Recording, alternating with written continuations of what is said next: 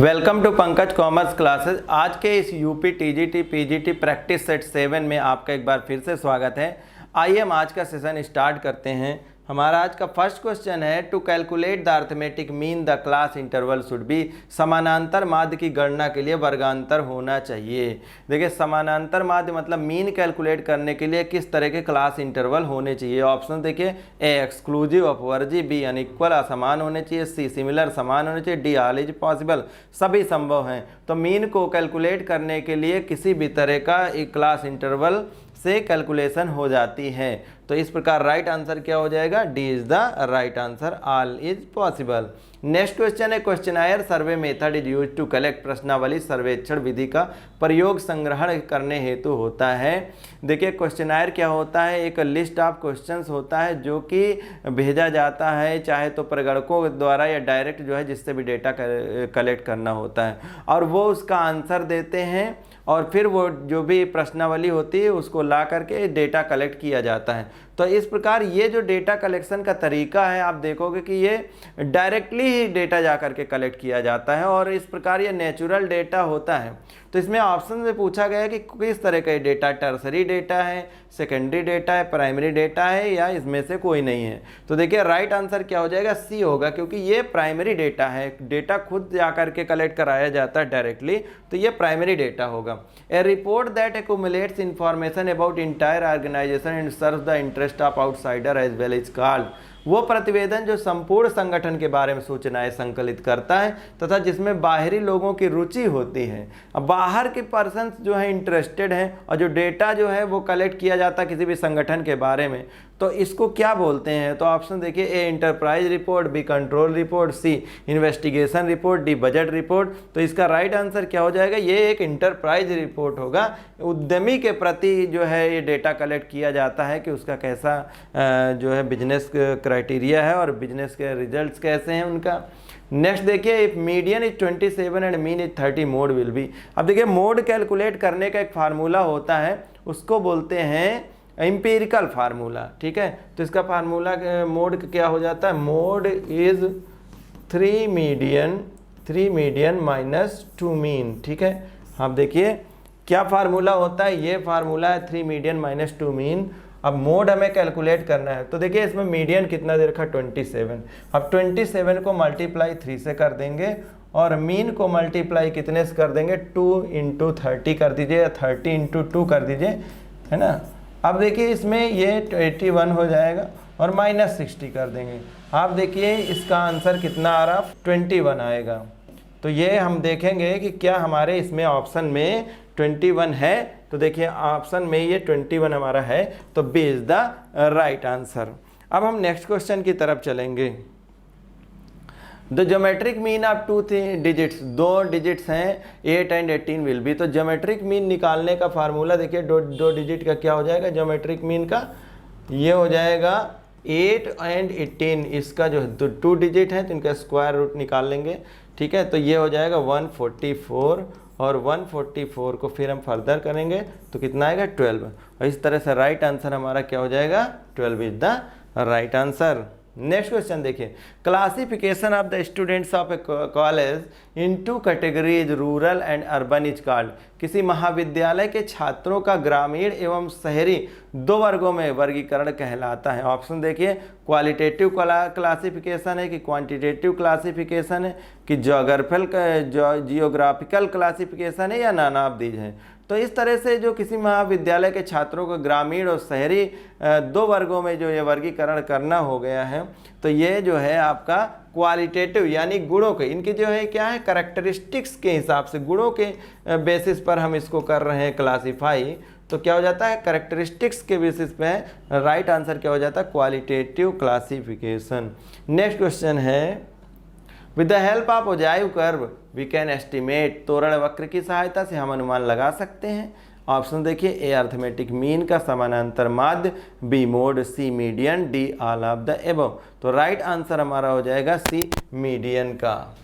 Next question देखिए, classification of data में भी आंकड़ों का वर्गीकरण हो सकता है, geographical, B qualitative, C quantitative और डी जो है ऑल ऑफ द एबव। तो देखिए डेटा का क्लासिफिकेशन हम कैसे कर सकते हैं, सारे ही तरीके से, जियोग्राफिकल भी कर सकते हैं, क्वालिटेटिव भी कर सकते हैं, क्वांटिटेटिव भी कर सकते हैं। इस प्रकार राइट आंसर क्या हो जाएगा, D is the right answer, all of the above. Next question देखिए, the mean of 15 numbers was found to be 15 if 2 numbers 18 and 12 are taken out then the mean of the remaining numbers will be. क्या कह रहे हैं कि 15 संख्याओं का माध्य 15 पाया गया, यदि दो संख्याएं 18 तथा 12 निकाल दी जाएं तब शेष संख्याओं का माध्य होगा। आइए हम इसको कैलकुलेट करते हैं। देखिए मीन का फार्मूला क्या होता है, मीन इज इक्वल टू होता है सिग्मा एक्स अपान एन, है ना। अब यहाँ पर देखिए जो 15 संख्याएं हैं, अब 15 से मल्टीप्लाई करेंगे तो कितना हो जाएगा 225, ठीक है।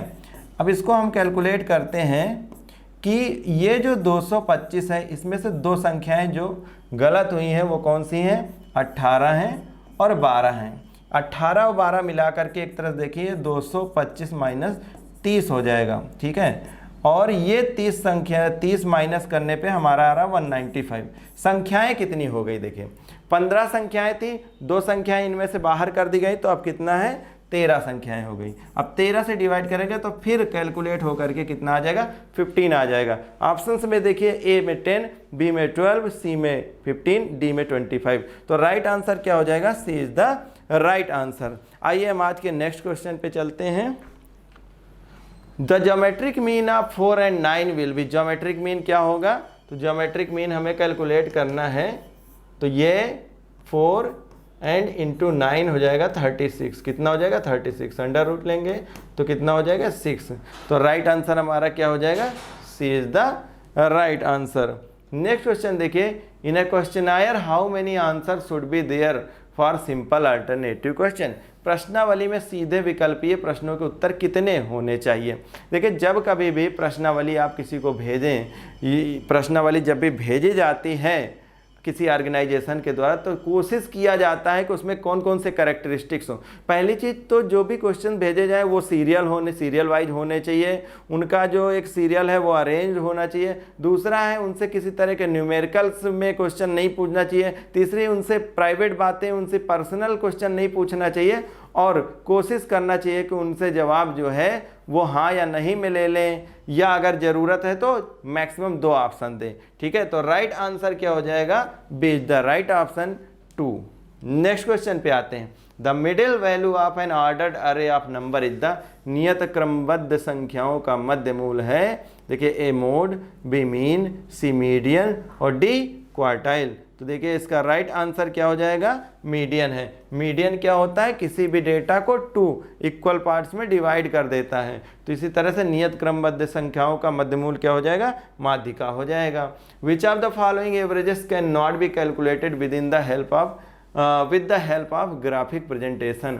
निम्नलिखित में से कौन सा औसत बिंदु रेखीय प्रदर्शन द्वारा ज्ञात नहीं किया जा सकता है। ऑप्शन देखिए, ए अर्थमेटिक समानांतर माध्य, बी क्वार्टाइल चतुर्थक, सी मीडियन माध्यिका और डी मोड है। तो इसका राइट आंसर हमारा क्या हो जाएगा कि अर्थमेटिक मीन को हम औसत बिंदु रेखीय प्रदर्शन द्वारा ज्ञात नहीं कर सकते हैं। नेक्स्ट क्वेश्चन देखिए, the median of the numbers, the median of the number 13, 8, 11, 6, 4, 15, 2 and 18 will be। इसका मीडियन यानी माध्यिका पूछा गया है, तो माध्यिका कैलकुलेट कैसे करेंगे। जब भी जो डेटा दिया होता है उस डेटा को पहले तो हम अरेंज करेंगे, क्या इंक्रीजिंग ऑर्डर में, ठीक है, असेंडिंग ऑर्डर में इंक्रीज करेंगे। तो आइए हम इसको अरेंज करते हैं। पहले तो हम मीडियन का फार्मूला जान लेते हैं कि मीडियन का हमारा फार्मूला क्या हो जाएगा। तो मीडियन का फार्मूला क्या हो जाता है, n+1/2, n+1/2। आइए हम इसको ऑर्डर में अरेंज करते हैं। ऑर्डर में अरेंज करेंगे तो कितना हो जाएगा, ये देखिए जो है डेटा को 2, 4, 6, 8 और 8 के बाद में फिर हो जाएगा 11, 13, 15 एंड लास्ट वन है 18। अब देखेंगे डिजिट हमारी ये कितनी हो रही है। तो डिजिट है 1, 2, 3, 4, 5, 6, 7, 8 डिजिट है, ठीक है। हमारा फार्मूला क्या होता है, ऊपर हम लिख चुके हैं n+1 डिवाइडेड बाई 2। अब डिजिट n की जगह पे कितना हो जाएगा 8 और प्लस हमारा हो जाएगा 1 divided by 2 is equal to 9/2 is equal to कितना हो जाएगा 4.5, ठीक है। अब ये जो nth यानी n बराबर nth टर्म्स हैं, जरा देखिए कैसे हम लिखेंगे कि फोर्थ आइटम जो है, फोर्थ आइटम तो हम पूरा लिखेंगे डेटा में, ठीक है, प्लस ये जो देख रहे हैं आप 4.5 है, तो 0.5 को हम कैसे डिनोट कर सकते हैं, इसको हम हाफ भी लिख सकते हैं। क्या लिख सकते हैं? हाफ लिख सकते हैं। ऐसे ही अगर 0.75 हो तो उसको हम क्या लिख सकते हैं, उसको 3/4 भी हम लिख सकते हैं। तो देखिए फोर्थ आइटम तो पूरा पूरा। अब आगे लिखेंगे कि हाफ, और ये फोर्थ के आगे वाले आइटम को लिखेंगे fifth item, fifth minus fourth item, ठीक है, फोर्थ आइटम हो गया।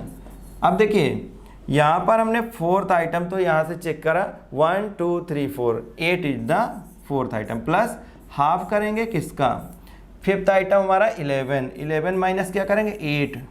अभी देखिए आप 8 plus half of 11 minus 8 is equal to 3, multiply करेंगे कितना हो जाएगा, ये डिवाइड करेंगे 1.5, तो फिर इसको फर्दर हम लिखेंगे 8 plus 1.5 is equal to 9.5।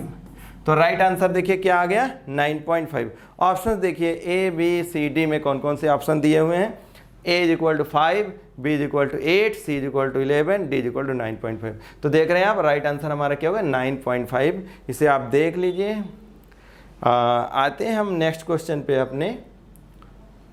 Which of the following is not a mathematical average, निम्नलिखित में से कौन सा गणितीय माध्य नहीं है। ऑप्शन देखिए, ए अर्थमेटिकल एवरेज समानांतर माध्य, बी ज्योमेट्रिक मीन गुणोत्तर माध्य, सी हार्मोनिक मीन हरात्मक माध्य, और डी है मोड बहुलक।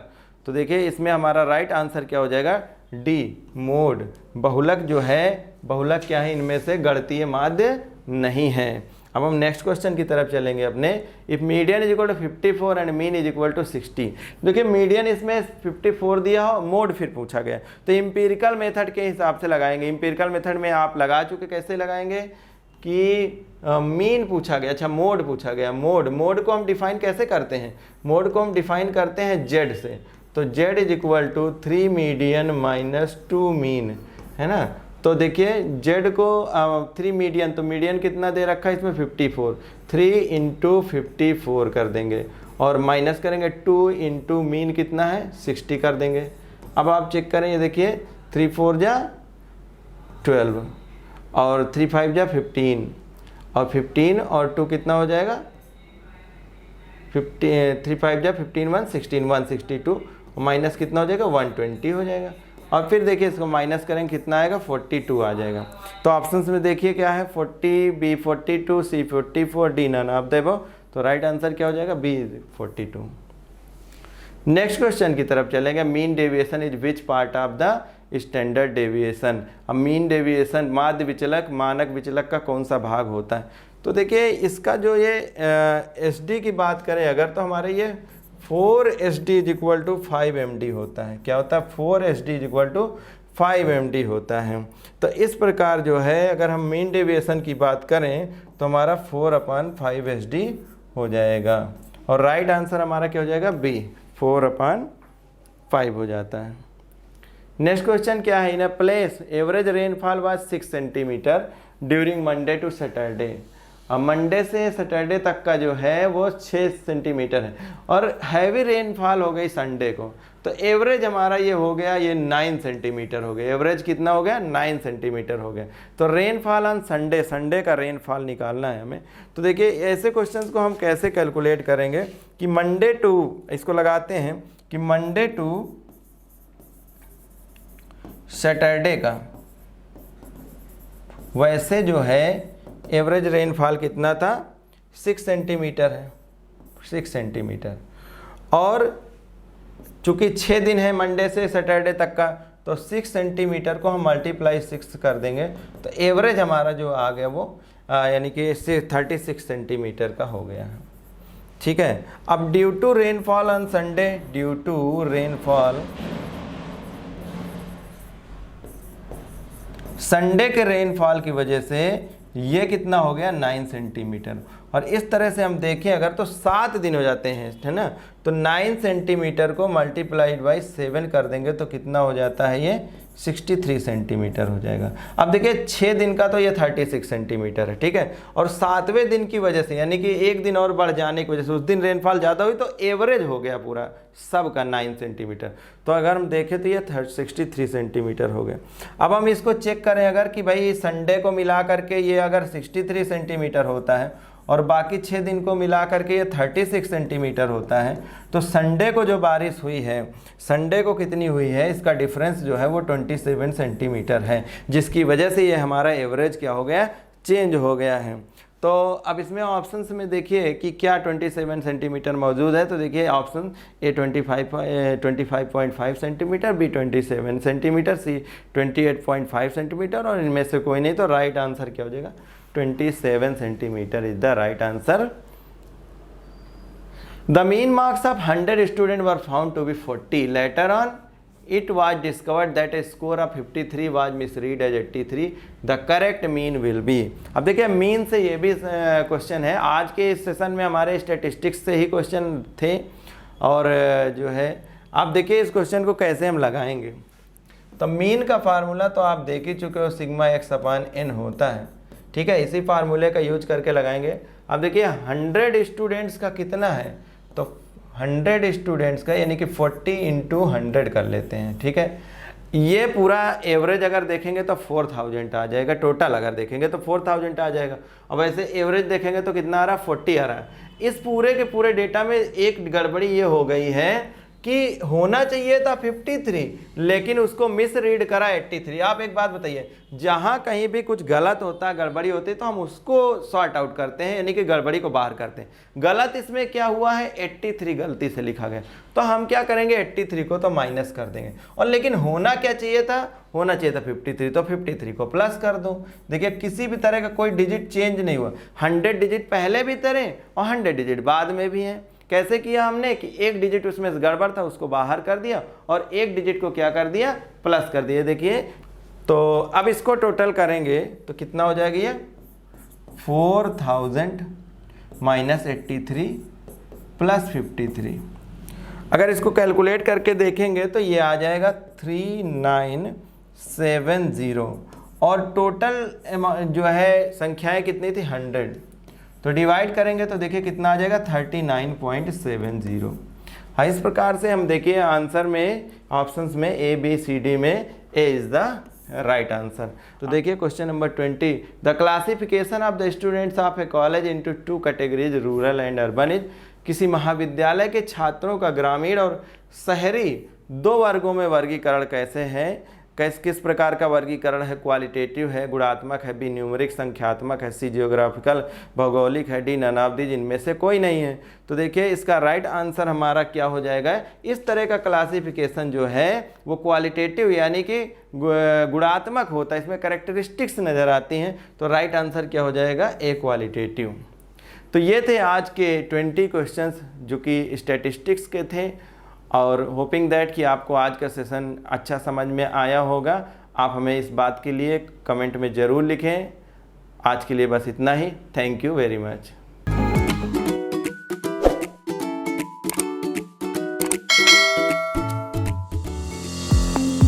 Now, students can enjoy online mode of digital learning with official app of Pankaj Commerce Classes available in Play Store.